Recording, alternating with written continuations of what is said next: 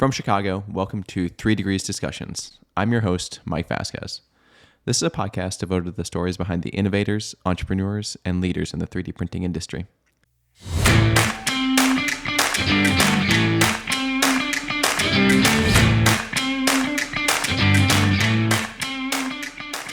Additive leans itself really well to blockchain because it's it's all digital already. So whereas more old manufacturing kind of started from a 2D print and worked engineering drawings, whereas additive usually starts completely digitized. So it really lends itself well from a traceability and custody standpoint in the digital thread. And Simba makes it really simplistic by putting like this digital fingerprint on every single data item and physical component. And having that traceability. So and then we graphically with graph databases and GraphQL, we actually represent the whole supply chain and all the transactions that happened on that. And that's all done in our interface. So we simplify all that. We really simplify the complexity of the network, which is supply chain, right? Supply chain is so messy and complex. And so you can really make heads or tails of it with our system, and you can visualize that and you can see it. And we make the blockchain visible. That's the other thing we do. That is another secret sauce to our item. And then the APIs we auto-generate to that. So yeah, I think, there's ups and downs in the industry, but we are really looking at the enterprise grade side of things and very definitely on the beginning of this whole system. I mean, this will be mainstream in 10 years, but right now we're very early in the in the process. That was Joel Neidig. Joel is a serial entrepreneur with 15 years of experience integrating manufacturing technology and developing software. He co-founded Atlas 3D, which was later acquired by Siemens after licensing technology developed in collaboration with America Makes, Johnson & Johnson, the University of Notre Dame, and ITAMCO. His most recent startup, Simba, is bringing blockchain technology to the manufacturing floor. Today, Joel joins the show to talk about the data challenges around 3D printing and advanced manufacturing, and how his companies are pushing the boundaries of new technologies like blockchain to improve the U.S. supply chain. All right, Joel, welcome to the show. Why don't we just get started for the audience and tell us a little bit about how you and your company kind of got into 3D printing? Oh, yeah. Well, thanks for having me. My name is Joel Neidig. I'm the CEO and co-founder of Simba. And before that, I am still work with my family at ITAMCO. It's a manufacturing business that my grandfather and great uncle started back in 1955. And before that, they started with South Bend Tool and Die. They were managers there, and then decided to go out on their own. I started ITAMCO from some very humble beginnings, just doing like research and development for Caterpillar. And then eventually became a production manufacturing facility, multiple facilities, up to 500,000 square feet of manufacturing floor space. So pretty large, do gearing for some pretty big companies, and a lot in mining, oil and gas, and defense, and energy sectors. And when I came back to the company, me and my dad have always been very technology driven, trying to improve things. And so I had a operations management background and a computer science minor. And so when I came back to the company, my dad said, well, you need to start, look at standards and look at, getting involved in protocols and different things like that. So when I first came back to the company, which was around 2005, MT Connect came out like in 2008. And so that was I went to the IMTS when we were having shows and things in Chicago, and saw that at the Emerging Technology Center and got involved in that really heavily. And then Notre Dame reached out to us, fast forward a few years down the road, and they were like, you guys need to get technology out of your shop and, commercialized. And we're like, well, we just use it internally, for our manufacturing business. So that got us driving into, doing, and before that I was doing mobile application development for iOS and Android and things like that, just trying to improve, upgrade the manufacturing, businesses. Cause we're always, I feel like in manufacturing, we're always a little behind. And so then we got involved in this project with America Makes and Notre Dame. I then took that technology. We co-founded a company called Atlas 3D, and we ended up exiting that to Siemens. So that was a software as a service, metal 3D printing, did automatic orientation and build supports and everything like now. So now that software is called Sonata, and that's in the Siemens PLM product line. And several of our companies or our people went to that company now and are all Siemens employees. Well, in the meantime, I had started another company called Simba, which was what we built out of Notre Dame. Again, it's a Notre Dame licensed technology, and that was a blockchain technology, and we won the very first DARPA contract for blockchain with that company. So my co-founder, Dr. Ian Taylor, me and him, and then Yark Nabrisky, who is the director for research and computing at Notre Dame, we're like, let's make this stuff really simplistic so that we can build in blockchain.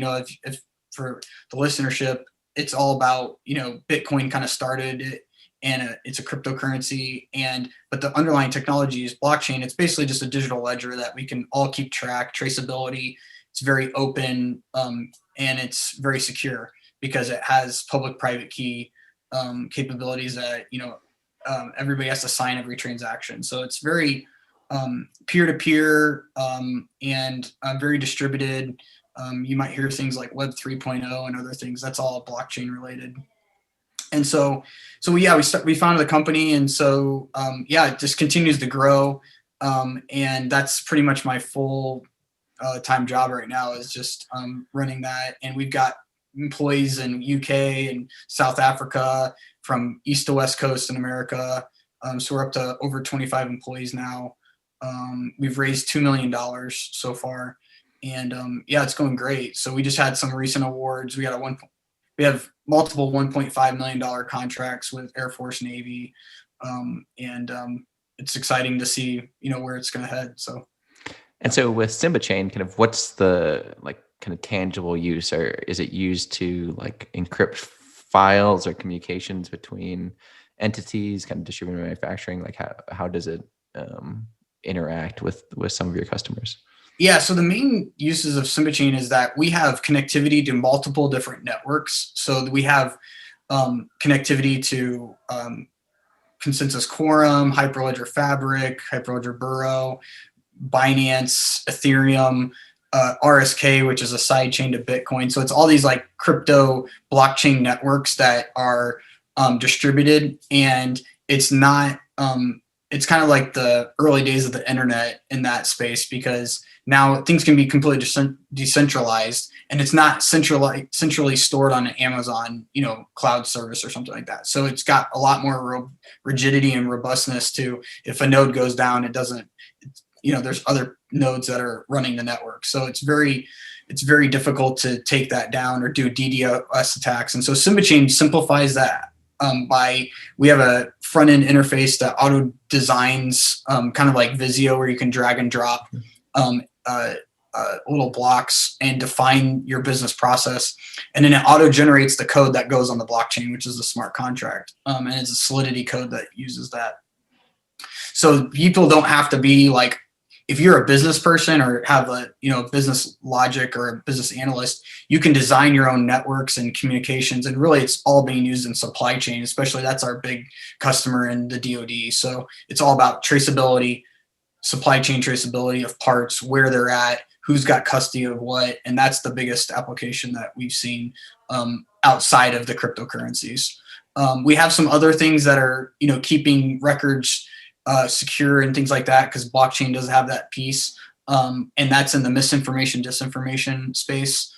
So we can actually cryptographically hash and understand if something's been modified or changed, move audio files, video files, pictures, press releases, other things like that where different governments try to manipulate information, and we can show that it's been manipulated and where the actually first source of truth came from. So we've got a lot of partners and allies that we've been developing that with, and that's a big another use case. So a lot of it's about everything's about data integrity with blockchain. It's just what is truth? That's the biggest problem that we face in our current modern era, and it's we're just trying to add a little bit of glimmer of hope that like, hey, this was the original ledger, and here's the data, and it's all accessible to everyone. And so that's what blockchain really is all about community and collaboration. And have you seen kind of interest kind of continue to increase? I mean, like Bitcoin, Ethereum, kind of cryptocurrencies, like have had up and downs. It's on a huge upswing now, kind of back in the press. Like, do you guys benefit from kind of a lot of those discussions, and like kind of companies are starting to ask different questions as it becomes a bit more mainstream, not as kind of risky or kind of out there as it was maybe 3-4 years ago? Yeah, it's becoming a lot more robust. I mean, our technology, like we've been building it for 4 years now, so it's like we've made it pretty enterprise grade platform. So we have a cloud-based platform that people can access. But we also have one that's deployed in Azure, or you can take it on-prem or in your own cloud, like Amazon or Google Cloud. So it's all Kubernetes and Dockerized. And yeah, exactly. I mean, like when cryptocurrencies are going great, everybody's like, "Oh, I'm so excited about this." But then, like when it dies down, it's like, okay, the true believers are left, So, but really, the blockchain technology is really, I think, a bigger market than even cryptocurrencies, because it's kind of this whole Web 3.0 distributed. It's not centralized data. So much we can hold just on our phones alone, right? So our phones have so much data and information and we have to have a way to secure that information. Our data centralized in a cloud is so accessible to being hacked. And so how do we give the control back to the users? And that's really what we're really focusing on is building this way to develop that more easily. So we're not protocol based. We're really blockchain agnostic, but we help the tools to build on blockchain and make it more easy for users. So we have like iOS and Android templates and like SDKs for Java and Node.js and .NET, and Truffle Suite is another big development suite for blockchain. So that's really where we find, and we keep adding more blockchain networks because there's ones that do different things better than others. And so that's why we remain agnostic, and we do different implementations. Like for one of our customers, Tokes, is a large multi-billion-dollar restaurant conglomerate in Mexico, and they have coffee traceability all the way back to the farm, so they can trace that item all the way back. And a similar one with the Air Force, we're doing with additive and tracing those parts and other things back. And Navy's more of a manufactured part, but it's the same principle. It's like, where is this at? What was the original and who signed off on what getting repaired, maintenance, repair, overhaul, items like that. So an additive lends itself really well to blockchain because it's it's all digital already. So whereas more old manufacturing kind of started from a 2D print and worked engineering drawings, whereas additive usually starts completely digitized. So it really lends itself well from a traceability and custody standpoint in the digital thread. And Simba makes it really simplistic by putting like this digital fingerprint on every single data item and physical component, and having that traceability. So and then we graphically, with graph databases and GraphQL, we actually represent the whole supply chain and all the transactions that happened on that. And that's all done in our interface. So we simplify all that. We really simplify the complexity of the network, which is supply chain, right? Supply chain is so messy and complex. And so you can really make heads or tails of it with our system, and you can visualize that and you can see it. And we make the blockchain visible. That's the other thing we do. That is another secret sauce to our item. And then the APIs we auto generate to that. So yeah, I think, there's ups and downs in the industry, but we are really looking at the enterprise grade side of things, and very definitely on the beginning of this whole system. I mean, this will be mainstream in 10 years, but right now we're very early in the, in the process. And can you talk a little bit about, I mean, you and your family kind of started as a small company manufacturer and are now doing work with, you said Notre Dame, you started with some projects, America Makes, kind of the DoD. Like, how do you build up those relationships, and how did those kind of originate, and kind of getting into some of those networks that would otherwise be, I mean, where to even start, right? Right. You can't just call guy X at the Navy to start working together? What's the story behind that? Yeah. So what we've done is I started to get, like I said, I started to get involved in open standards, and you can well, before you could go to these meetings, now it's WebEx or, Zoom calls or Teams calls. But before the COVID, that's how I do it. I mean, I would go to, like, there's NDIA, which is a defense organization, meetups. There is SIBR roadshows, so the Small Business Innovation Research Grant roadshows. You can go talk to government groups, and then partnering on the Manufacturing USA institutes like MXD or America Makes, and there's so many other institutes that do a great job, like ARM Institute or Remade or Nimble, or the list goes, SESME, or I'm going to be remiss because I'm going to leave somebody out and they didn't say our name. But anyway, there's so many great manufacturing institutes, and we're part of several of them. But that's a great place to collaborate and meet all these universities, public, private sector, large organizations that we've partnered with on projects. And so we started, like, we could only do a little small part, being little ITAMCO or Simba Chain or Atlas 3D. We were just all these companies are can only do a small little part, but we add value to that project. And that's how we started collaborating, is bringing that little value that we brought, little domain expertise, and then having a university and then a large partner like Lockheed or Boeing or Dow Chemical or somebody that would partner with us, Johnson & Johnson, on some of our projects. And then we meet all these people and learn to do projects. And then as we have successful projects, we would go, hey, we've got this other idea. What do you think about it? And then, work on other things. So that's really how, and, I'd say it's not like you're not going to make money off of doing those research projects, right? I mean, don't expect that. But what comes out of them is potentially, you have products that could have potential and things like that. So look at those as like a way to communicate and talk with people and get involved in projects, and then work your way into commercializing those is what, and that's what I do really well. My family does from an entrepreneur spirit standpoint, is that we commercialize technology. So we try to find things that are maybe undervalued or something like that, and then we try to expose them to go, hey, I think I can take that and go license it, and then work. And that's where the really hard work is, getting it through that valley of death, and crossing the chasm is the hardest part in the entrepreneur space. And a lot of that's like, you need capital, you need partnerships, you need all kinds of things. And then, getting the customers to buy it that's the next, exactly. That's the secret sauce. Cause then once you figure that out, then the rest of it kind of makes sense. So, yeah. I'm sure you guys are fairly unique, at least in what I've seen, is in terms of being a manufacturer and commercializing so many different technologies and being on the forefront. I mean, you guys have last time I was there, you have an EOS metal system on your site, and kind of being pretty forward thinking in terms of manufacturing. What's it going to look like in 3, 5, 10 years? And how did that start? Is that something that's always been part of the culture of the company? And kind of we've always been very innovative. Always looking at where some new technology is coming out. But we have we do metal 3D printing or metal additive, powder bed fusion,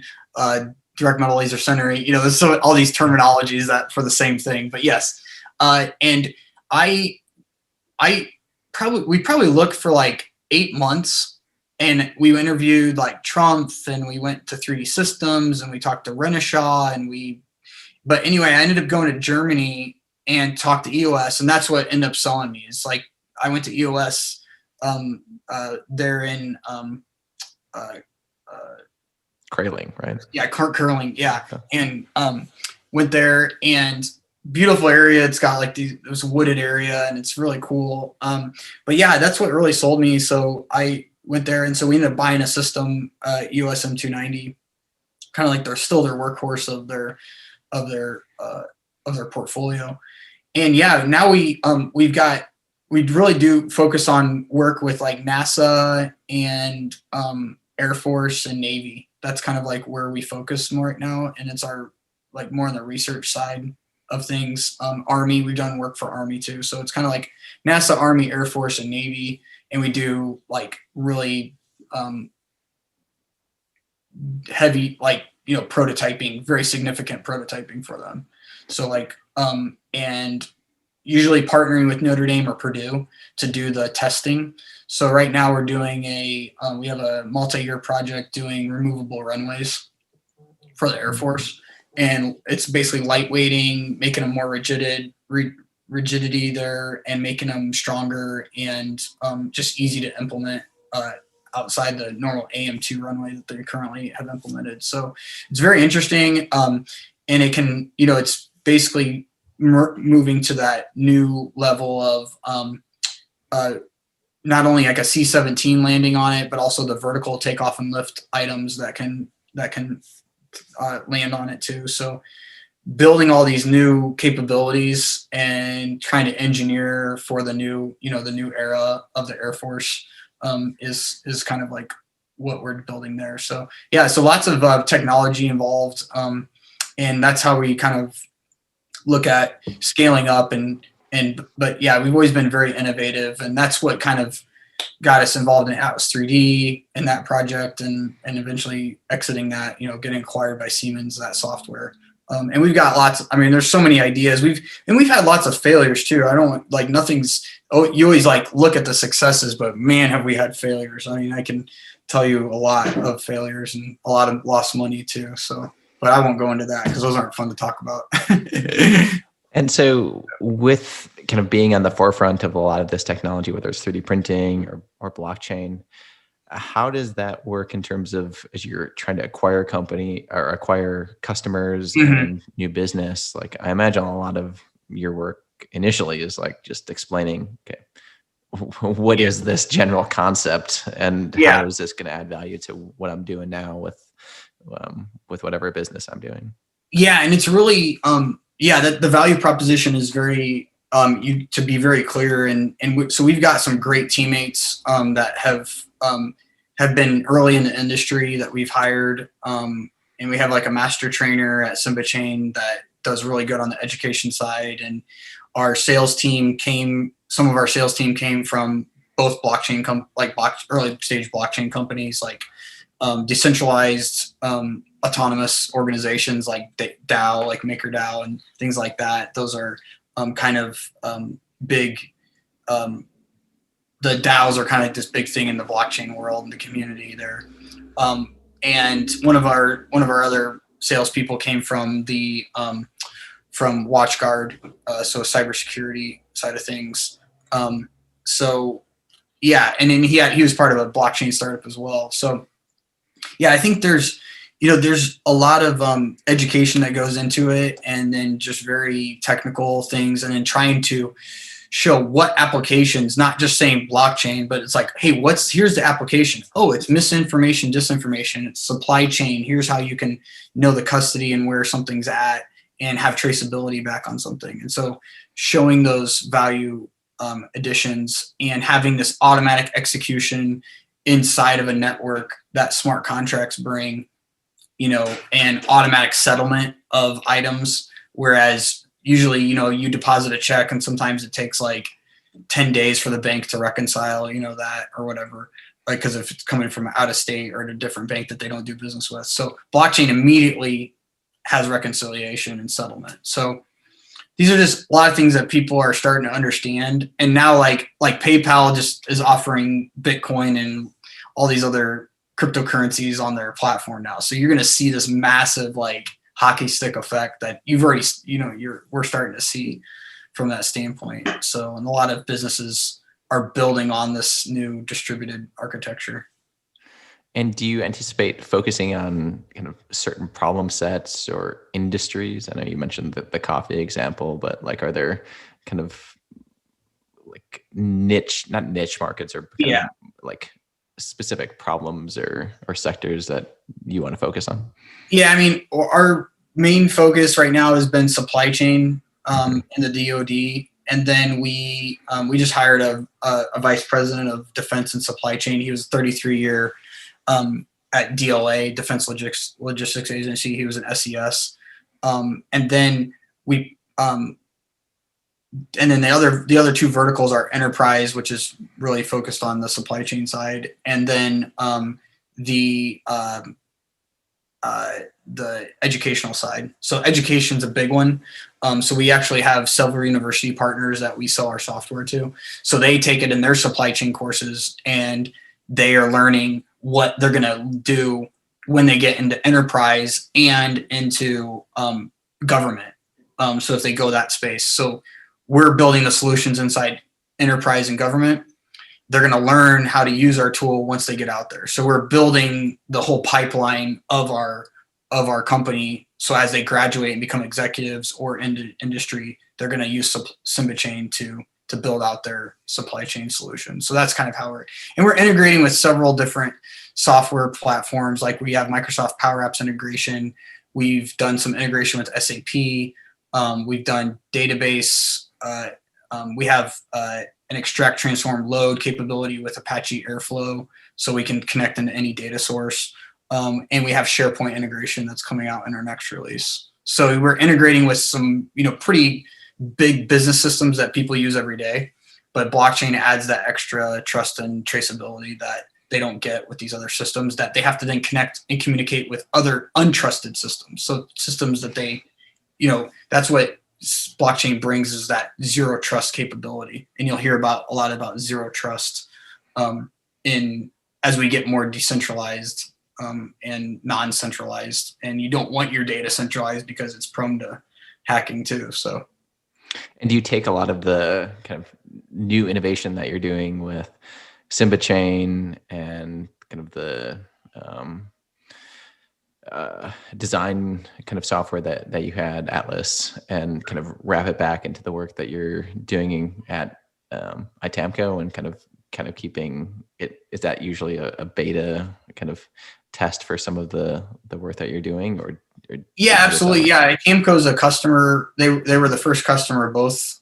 So ITAMCO was the first customer of Atlas, and ITAMCO was the first customer of Simba Chain, and continues to be. So it's exciting.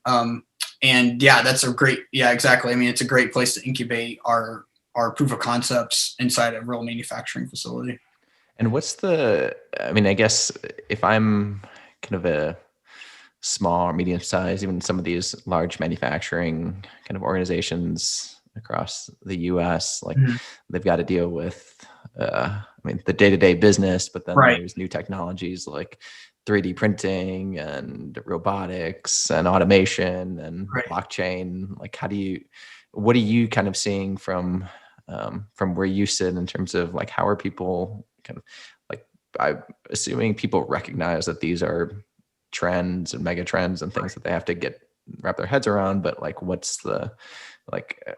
are people doing about it? Are they kind of actively taking like, hey, like we need to get up to speed, or kind of what's the adoption rate at for some of these? Yeah, I think additive is kicking up.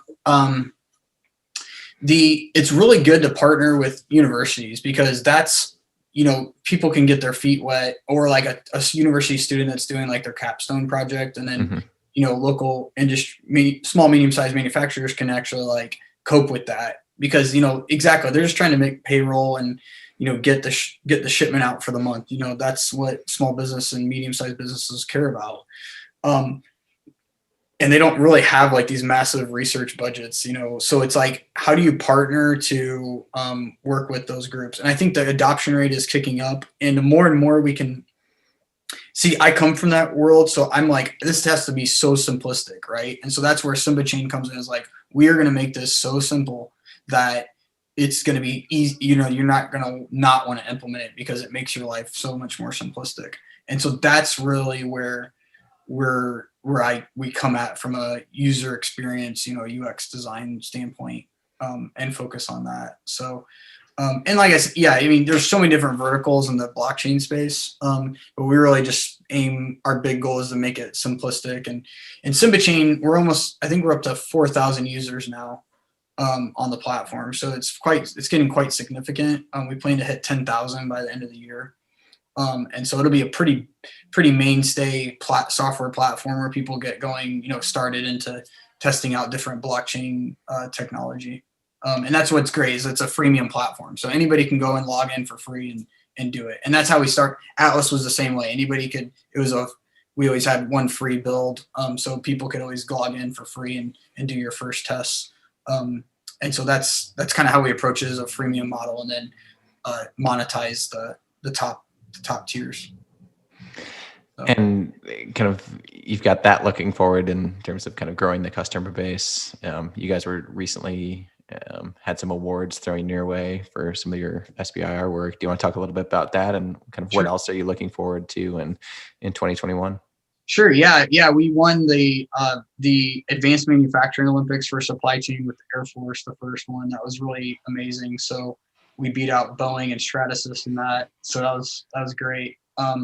And then we recently were awarded the Simba STTR award. Is called the Tibbetts Award. And it's basically Tibbetts started the SBR and STTR programs in the United States, and the SBA awarded that to us. So that was amazing to be named amongst that. And, some large companies like 23andMe and Qualcomm all came from that, that kind of pedigree. So it's exciting for Simba Chain to be the first blockchain crypto company to be named amongst that group. That's fantastic. Yeah. Awesome. Well, I wish you the best of luck in the coming years. I think I'm excited to see where you guys grow this, and hopefully we'll see you in person soon. Yes, absolutely. Yeah, I'm looking forward to getting to conferences again and having that communication, because I think great ideas come out of those kind of things. But until then, we'll be on the interwebs. Sounds great. Well, thank you so much. Yeah, thank you.